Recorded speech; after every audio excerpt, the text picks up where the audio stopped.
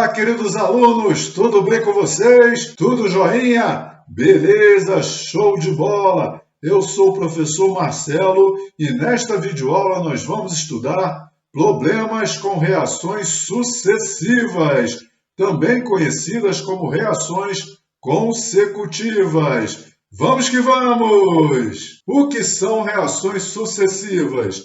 Nas reações sucessivas, o produto de uma reação é utilizado como reagente de outra reação. Para a gente resolver um problema de cálculo estequiométrico envolvendo reações sucessivas, a gente deve seguir estas etapas. Primeiro, balancear as equações químicas entre si.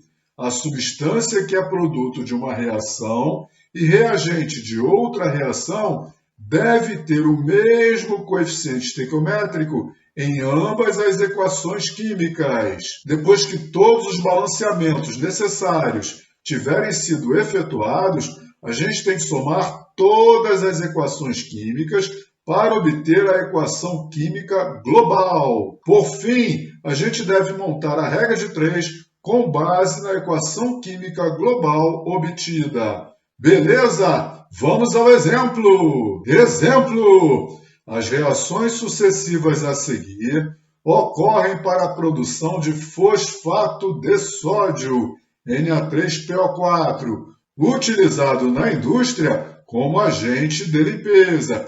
Aqui estão as equações químicas correspondentes às reações sucessivas citadas no enunciado.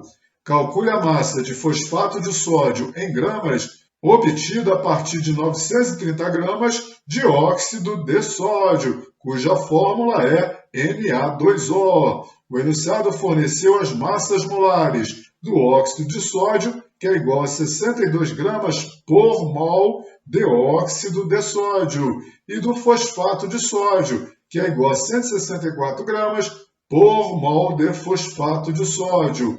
Vamos à resolução! Observe que o enunciado forneceu duas reações sucessivas. O produto da primeira reação, que é o hidróxido de sódio, é utilizado como reagente na segunda reação. Para a gente poder fazer o cálculo estequiométrico e determinar a massa de fosfato de sódio obtida, a gente primeiro deve balancear as equações entre si. Como eu disse, o hidróxido de sódio é produto da primeira equação química e reagente da segunda equação química. Na primeira equação química, o hidróxido de sódio tem um coeficiente estequiométrico igual a 2, enquanto que na segunda equação química, o seu coeficiente estequiométrico é igual a 3. Para balancear as equações entre si, estes coeficientes estequiométricos devem ter o mesmo valor. E como a gente faz isso? Para igualar os coeficientes estequiométricos do hidróxido de sódio na primeira e na segunda equação química, basta multiplicar a primeira equação química por 3 e a segunda equação química por 2. Observe, o coeficiente estequiométrico aqui é 1 e aqui é 2. Então, 3 vezes 1 é igual a 3. 3 vezes 1 é igual a 3. E 3 vezes 2 é igual a 6. Agora vamos multiplicar a segunda equação química por 2. O coeficiente estequiométrico aqui é 1, aqui é 3, aqui é 1 e aqui é 3.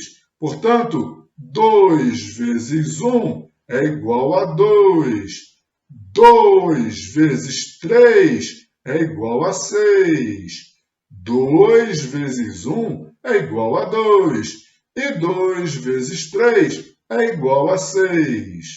Observe que agora o hidróxido de sódio tem o mesmo coeficiente estequiométrico em ambas as equações químicas. Portanto, agora elas podem ser somadas. No lado direito da primeira equação tem 6NaOH. Posso cancelar com 6NaOH no lado esquerdo da segunda equação química. No lado esquerdo da primeira equação química tem 3H2O. E no lado direito da segunda equação química tem 6H2O. Fazendo 6 menos 3, o resultado é 3H2O. Então, vou colocar na equação global as substâncias que sobraram.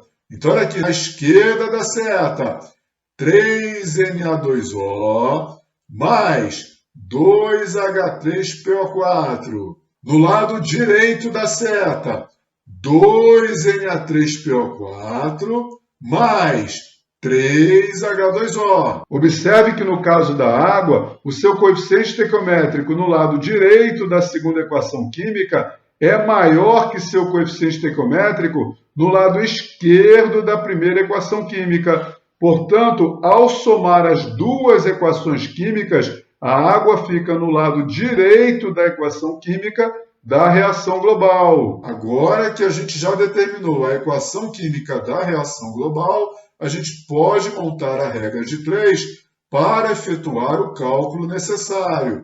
O enunciado pediu para calcular a massa de fosfato de sódio em gramas. Então aqui eu separei a fórmula do fosfato de sódio e seu correspondente coeficiente estequiométrico na equação química da reação global devidamente balanceada. E o enunciado forneceu a massa de óxido de sódio que foi utilizada. Então eu separei aqui a fórmula do óxido de sódio e coloquei na frente da fórmula o coeficiente estequiométrico correspondente a esta substância na equação química balanceada da reação global. Vamos ao cálculo. Primeiro, a gente preenche os dados da segunda linha da regra de 3. Estes dados estão no enunciado. Então, na coluna do óxido de sódio, eu coloquei 930 gramas. E na coluna do fosfato de sódio, eu coloquei a massa em gramas, pois o enunciado pediu para calcular a massa em gramas desta substância.